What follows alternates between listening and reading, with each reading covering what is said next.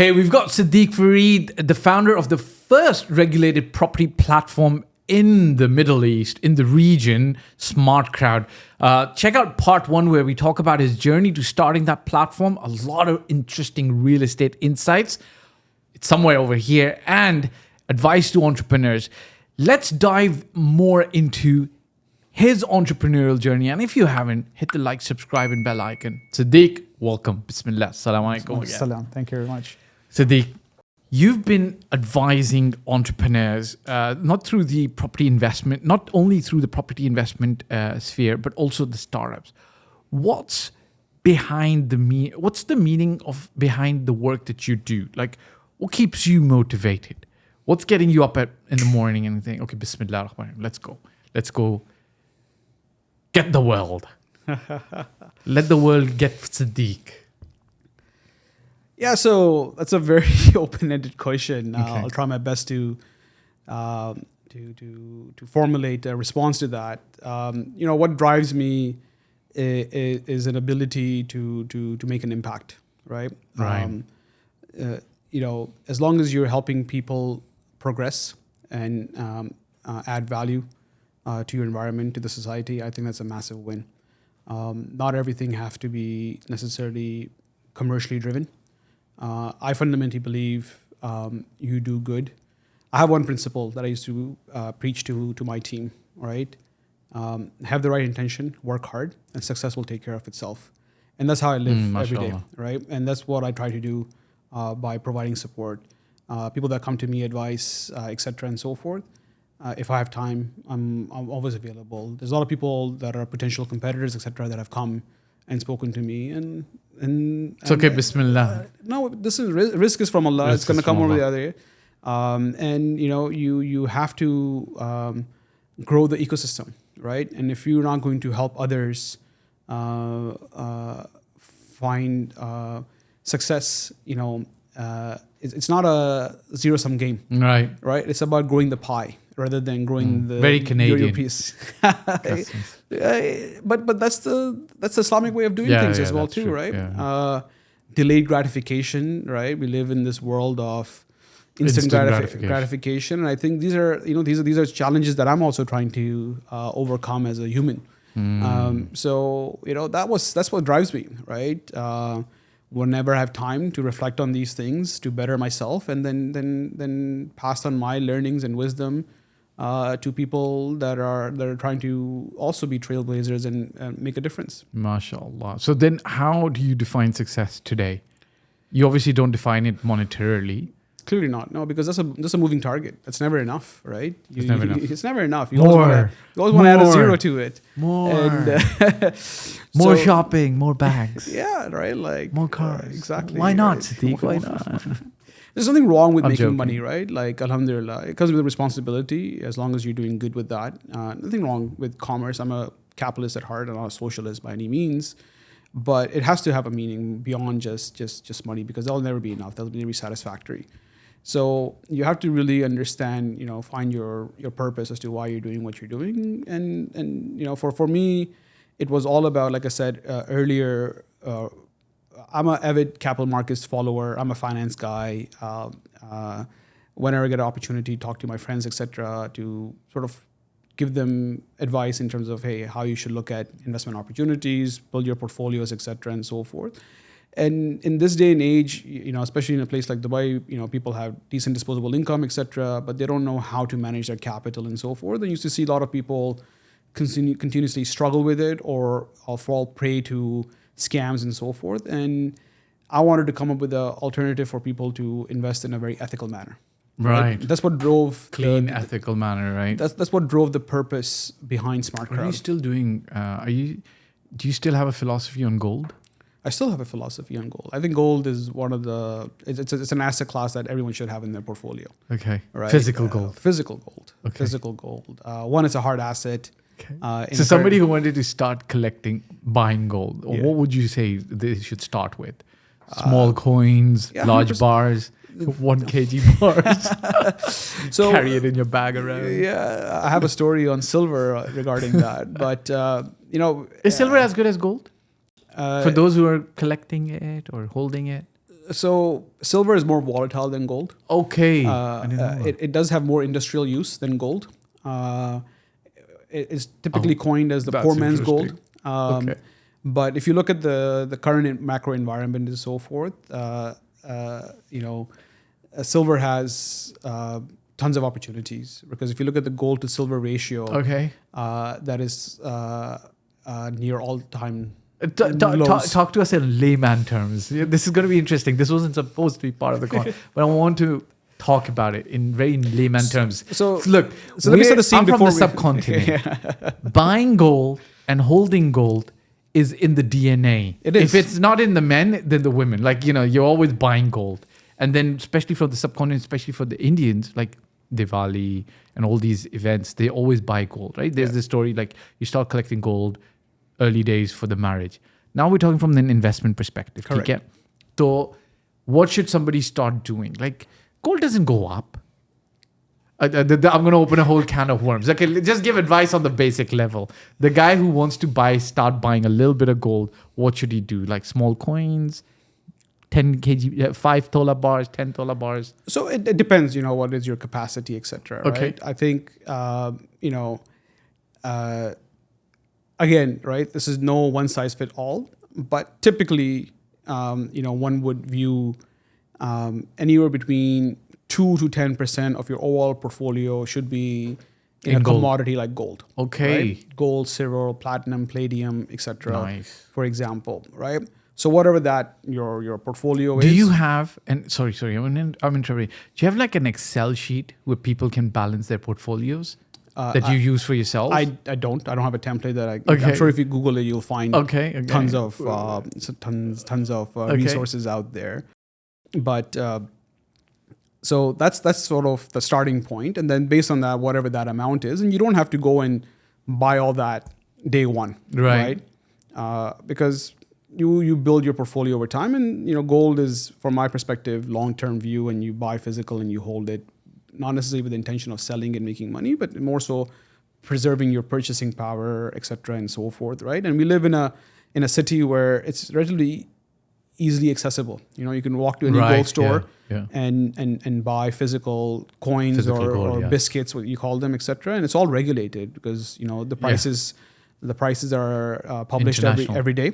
Right. And any store that is trying to manipulate that, they get And fined. the purity is regulated here. That's the purity best is thing. regulated. The price is regulated, so you don't have to worry about, hey, am I paying more or less, I etc. have The a only question. thing is you have to is what's the premium or service charges people are charging. But if you go to the big stores, etc., and the gold souk, it's very little, right? So buying coins, I would recommend, if you're going to do that purely from investment perspective, buy 24 karat gold, buy the purest like 0.999 or 995 purity of gold.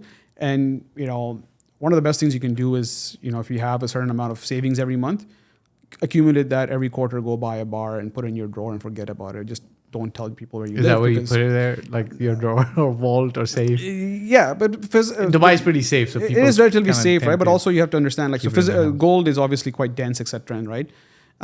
Even you buying 50,000 dirham worth of gold will end up in a small biscuit like this. So Right, it's yeah. relatively okay. Unless you're buying millions, then it becomes a storage problem, right? Right. Like, for example, I remember in 2014, 2015, I was looking for, and silver is a little bit harder to find, but I found a silver dealer. Okay. And I was like, hey, listen, I want to buy some physical silver. Do you have some physical silver? And they said, yeah. So, and this is, I had recently moved to Dubai. I didn't have a car.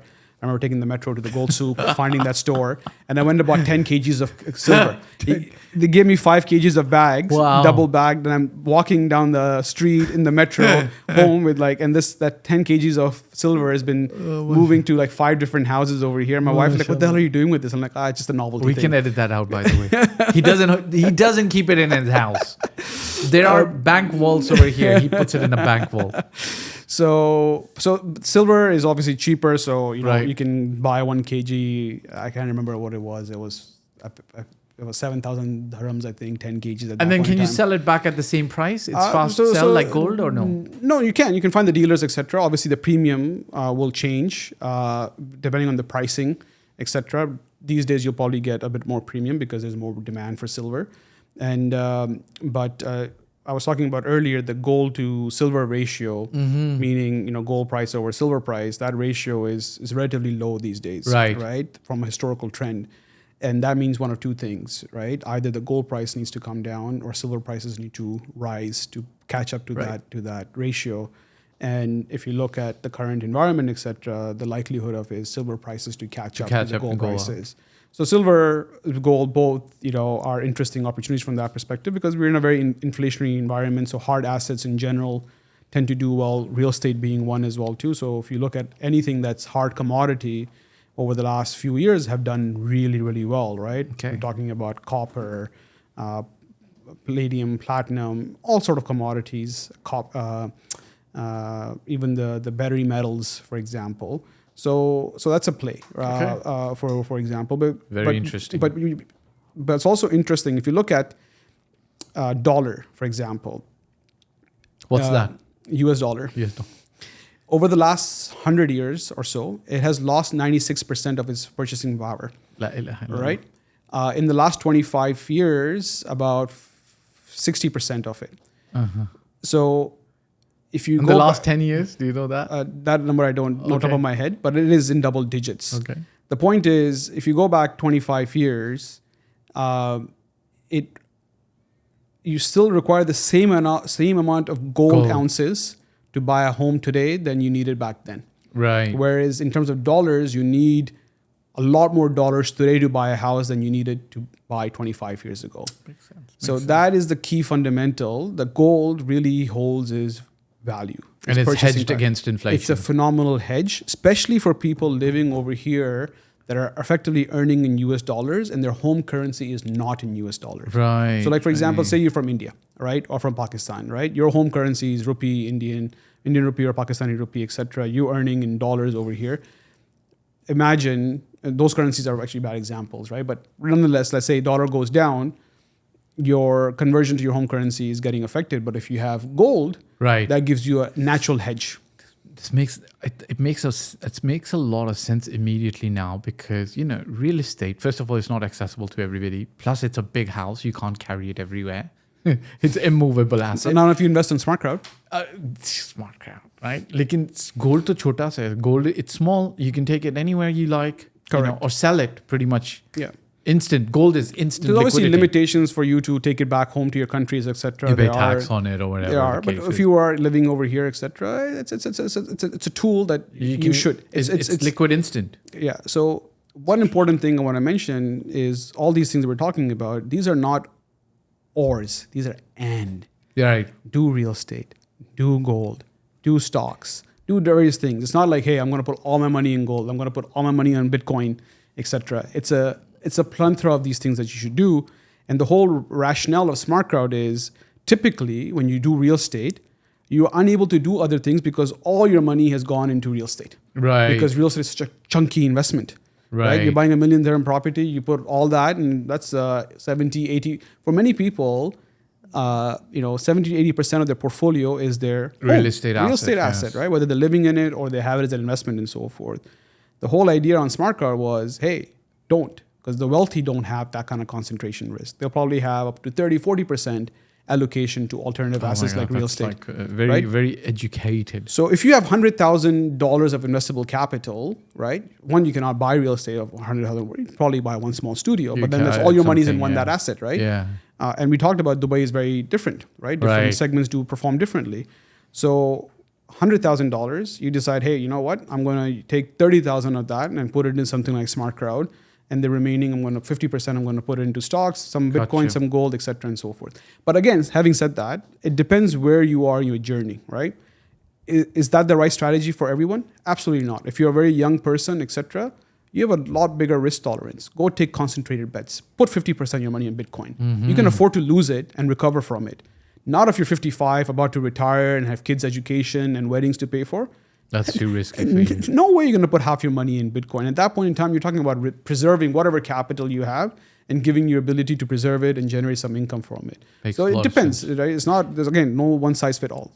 Coming back to real estate, thank you for that. Coming back to real estate, what do you think your advice would be to the three top or the one top advice to anybody who's looking to make a mark as an entrepreneur in Dubai real estate today? Yeah. In what sense? Are they looking to be a broker, We developer? leave it open to you. Yeah, so one thing is, one misconception, right? Buy anything in Dubai, we'll say you'll make money. Absolutely not, right? Even in today's market, even the last 5 years, there's tons of things you would have bought, you would have made no money, right? So you really need to do your homework or consult a professional to get the right advice, right? Because not everything makes money, right? That's one thing. Be patient, all right? There's no such thing as rich overnight. We see a lot on social media. Oh, come become a broker. You're going to make millions. Right. It's a freaking competitive market. Yeah. Right. It's not easy to sell stuff. Right. Yeah. Right. You need to have some sort of an edge to be able to do that and survive. And you need to have patience. Right. It's not going to happen overnight. So be patient. Be patient. Be an expert. Become an expert. Become an expert. Become or consult Become an expert. Or consult an expert to make decisions. And there's plethora of opportunities, right? You can be a broker, you can start a proper management company, you can get into development, you can do secondary, offline. There's different strategies to deploy and really understand the different segments that you want to play in, right? And once you get that experience, then you can sort of branch out and do lots of different things, right? Sure. But focus on one area, become an expert, add value, and be genuine. Don't look for quick wins. Right. At the expense of others, because that won't last long. That's not sustainable. You might make some quick bucks, but you're going to run out and it won't last long. If anybody could understand that, if people could understand that. But okay, let's come back to the startup industry.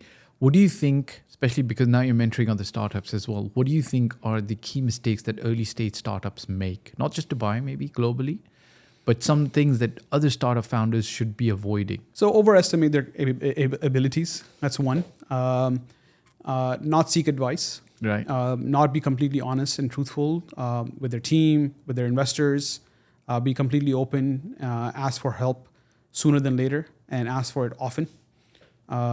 Be very transparent. I think those are critical things that you need to do as a person as well too. I think you'd be surprised how much help there is, and how much you can avoid some of the challenges that might come later on. And you might be doing it thinking for the right reasons, that you're trying to, avoid people from other stress. You want to take all the stress and responsibility, et cetera, but it's not healthy for you, right? That's going to have a massive mental toll on you. So that's one, right? You cannot do it all. You need support, right? You need a team around you. You need a team around. You need to be able to delegate, and also understand that not everyone's going to work with your level of motivation, your level of commitment, et cetera. So be patient, right? Not everyone has as much to gain or lose as you do. So, right. Gary Vee says that, like, don't expect them to give blood. Like, your employees aren't going to give blood. Exactly. So don't get Why frustrated. not? What's the problem? Getting paid. You guys get paid. More blood. Yeah, right. So and then really focusing on the culture element, taking your time to hire the right people, and be quick to get rid of them if it's not a fit, because that can be more devastating and deadly. Than Did you used to fire fast? No. Same day, same moment. You're fired. Get out of here. No, we never did. And sometimes, in hindsight, you go look back and, maybe we that person stayed on for too long. We should have done. Because it has an impact. It has an impact on your other personnel, etc., and so forth. So, a lot of people say this, right? A lot of successful entrepreneurs say this, like, take your time to hire, but be very quick to fire people, because it can be very toxic. Yeah.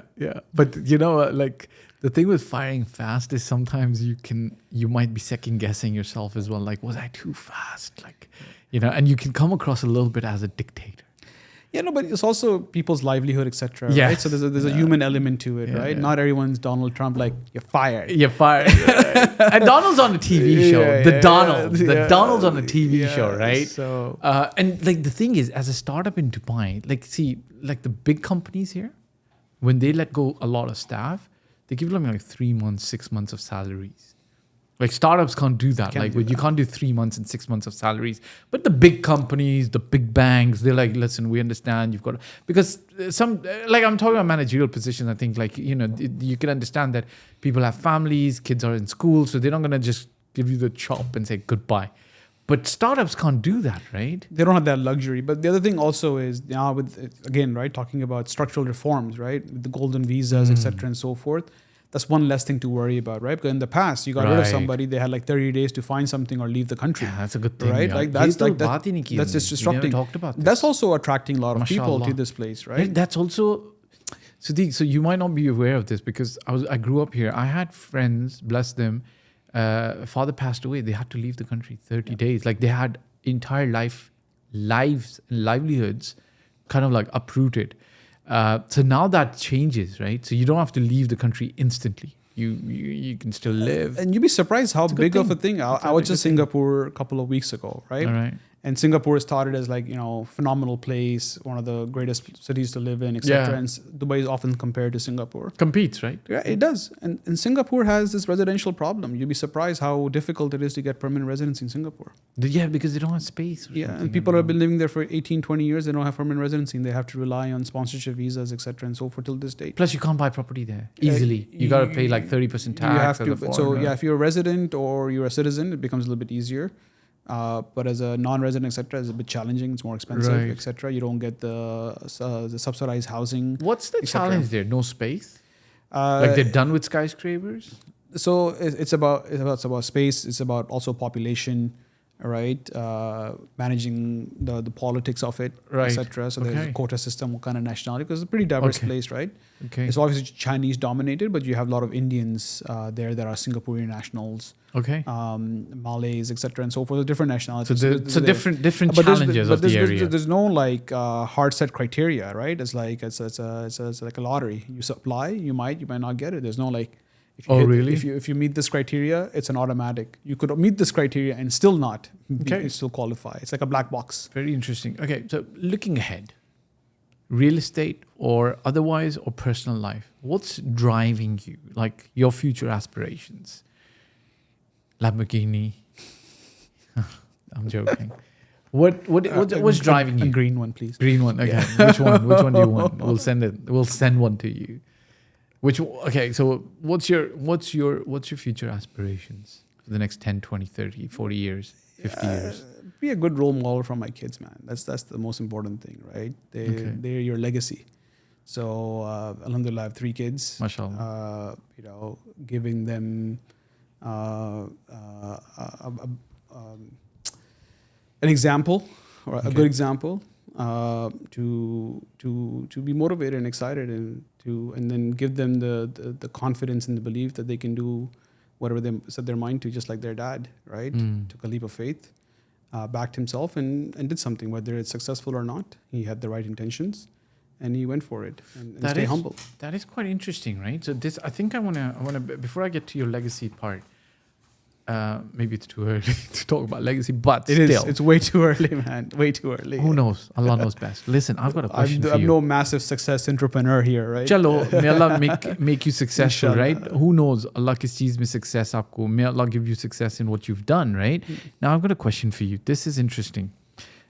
From a perspective of being a role model, or from a perspective of helping others succeed, from perspective of the legacy perspective, like, what do you think were your most difficult challenge? Like, you left a very steady job.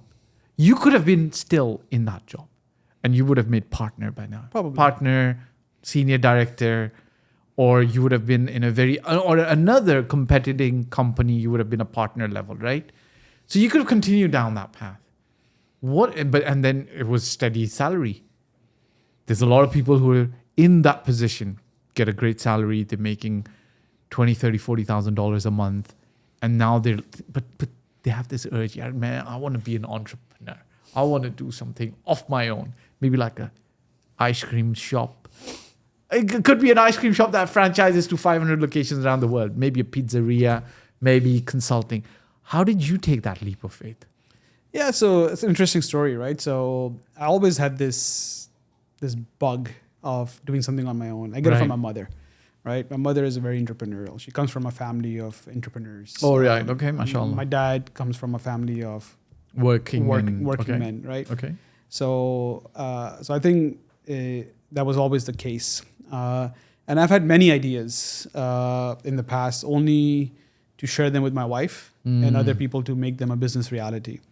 So this was obviously a few years ago when I started Smart Crowd. Like I said, I'm a chartered accountant, CFHR holder, numbers guy, and it's a very commoditized industry, right? Which one?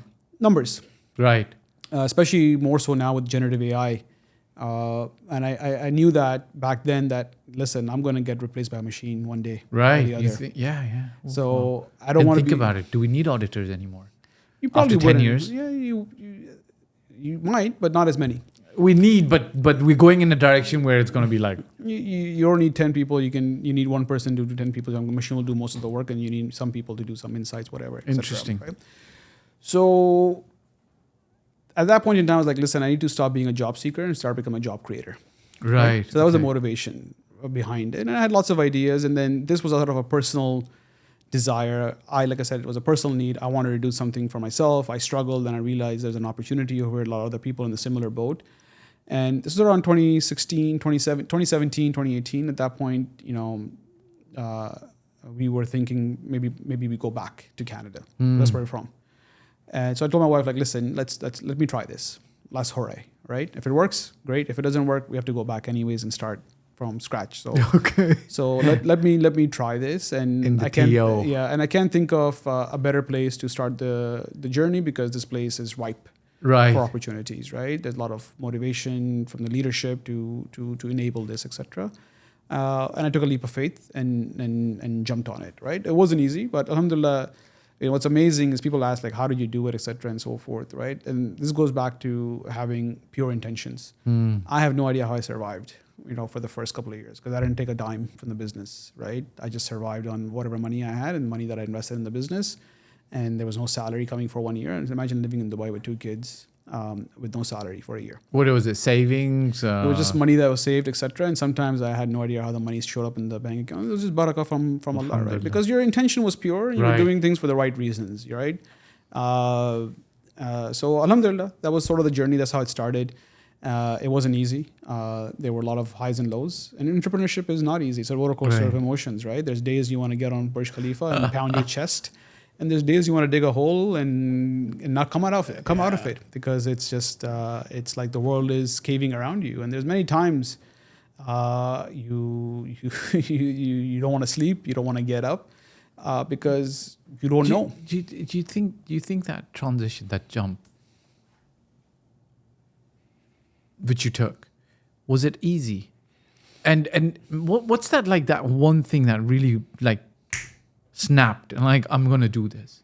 There's this things that sometimes it's building up, but it builds up to a momentum, and it's snap. I'm gonna do this. Yeah, so I had come to a point where I was not very excited in the place that I was. So, like, instead of going for another job, I was like, screw it, I'm just gonna work for myself. Right. I have lots of ideas, I want to do it.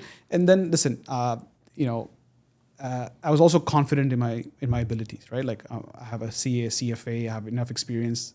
God forbid I do this, it doesn't work, I can always find something. Right. Right? It's not like I'll be on the streets and so forth. Right, yeah. So that level of alhamdulillah, and that's why I tell people that are trying to do, like, listen, if you have built an experience, etc., make sure you have plan B, plan C, etc., right? Don't go crazy all in, and then have sort of milestones, and be honest to yourself, right? Because one of the things, Right. And this is from learnings, you need to know when is the cutoff. When do you need to walk away? Never. Because if you don't do that, Never give up. no, there's nothing wrong with giving up in failures. That's part Right. of the process, Yeah. right? Yeah. And this is I think one thing in our ecosystem over here we need to mature is we need to embrace failure and celebrate them, because it's not a bad thing. It's actually a good thing, right? That means you know what not to do next time. Yeah, of course, yeah. If you go to Silicon Valley, people that have failed will probably are more likely to get money than Yes. people that are starting Yeah. for the first time, because people are like, hey, this guy's know what not to do, so I'm going to give him money. So that is important part of the journey, that you need to set yourself milestones and be honest to yourself. And this is why, independent mentorship, etc., is very important, because they will keep you in check. And there's nothing wrong if you hit a certain time, etc., and you haven't done what you're supposed to do, and things haven't moving. It's okay. Cut your losses, move on, do on something else. Do something else. Right? Go work a job, and then come back and try something. Right? It's not a failure, but if you don't do that, you dig yourself into a hole, and then you overexpose yourself and take on too much risk. and that's where your mental health starts suffering, etc. Because especially if you have families, etc., it's not only you're impacting people around you, your loved ones, etc., and so forth, right? Your partner are as much invested in this as you are, right? Because they also have to make sacrifices. So you have to be considerate about your 100%, partner. 100%. Really? I'm joking. Of course, always be considerate. Because you want to be nice family men. Yeah, of May Allah course. bless you. As a Muslim person, you have to be, right? Yeah. So you have to take care of them. Religion, You gotta take them with you, right? You know, there's this like Jack Welch talks about this. Jack Welch, CEO of GE, and I believe the quote was, he said, "Look, if you want to know how to run a multi-billion-dollar company, talk to me. I can give you any advice you need. But if you want to know how to be the perfect father or the perfect husband, don't talk to me."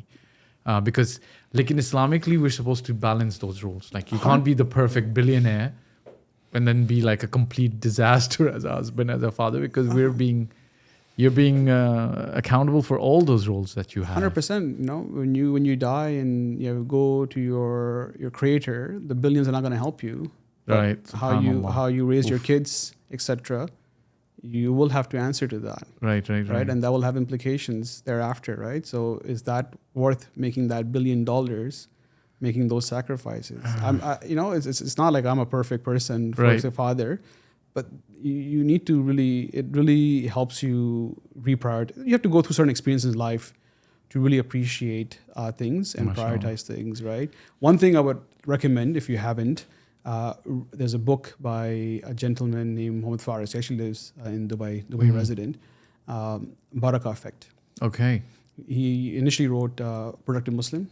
Okay. But this Baraka Effect book, phenomenal book. Oh, right. Life-changing. Check this out, guys. Yeah. Baraka, gotta get this today, inshallah. Baraka Effect. Jazakallah khair. You know what I want to do? I want to ask you about reflecting on your journey so far, the success you've had, the challenges you've had, and then what's the hope that you want to leave as a legacy for yourself in the industry thus far, or maybe further? Like, hope things that you've contributed to would solidify, especially, first crowdfunding platform. I want when you talk to the people and tell them, like, look, this is what's happened, and I hope to contribute further. Yeah, listen,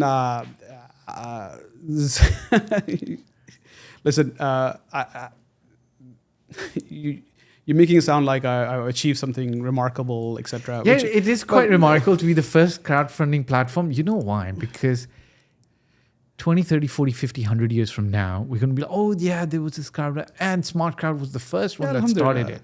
Right? Alhamdulillah. Think about it. Yeah. Fair enough. Not a bad thing. Like, because you're right. If we're measuring success in just the amount of money or just 5 years of Smart Crowd being alive, then it's not easily measurable. But if you look at it 100 years from now, 50 years back, even 10 years from later now, we will say, yeah, that thing started it.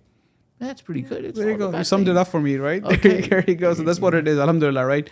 Again, going back, right? And I think people that have experienced Smart Crowd, people that have been part of the ecosystem would relate, right? They clearly see that things are done with the right intention. There's a lot of transparency, and it's to ensure that, hey, we're giving people an alternative, ethical way to put their capital to work. And if anything, people can remember Smart Crowd or myself from that perspective, alhamdulillah, they'll be very satisfactory. As the trailblazers. Alhamdulillah.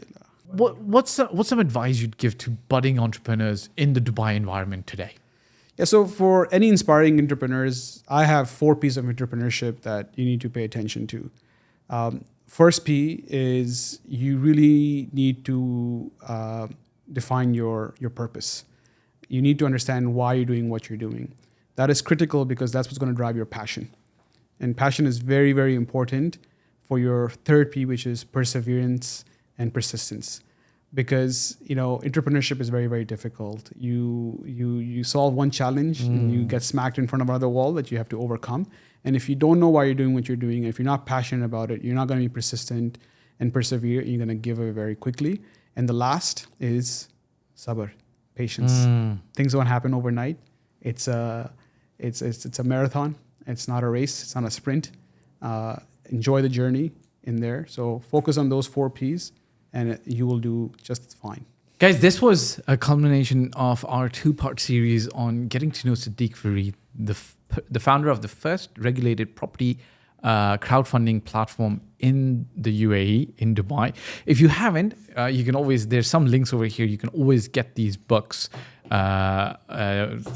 There's an Amazon link, or you could download the ebook as well. We want to say thank you to our guest for taking the time to come out. I learned a lot from some of the things that he said, specifically around gold, around entrepreneurship. For me as well, it was very, very enlightening. And, I hope you find it the same. Leave a comment in the comment section. Tell us what you found, what you learned from the conversation. And remember to hit the like, subscribe, and bell icon. And as we do, it's a little bit of a tradition now. We always say thank you to our guests with a little bit of a sweet treat. Oh, great. Or a gift hamper. Fantastic. My kids will love it. Thank you very much. I appreciate it. You can put it on the other side if you like. Thank you. So that's a wrap, guys. Thank you very much. Thank you, Jazakallah khair. Thank you for coming.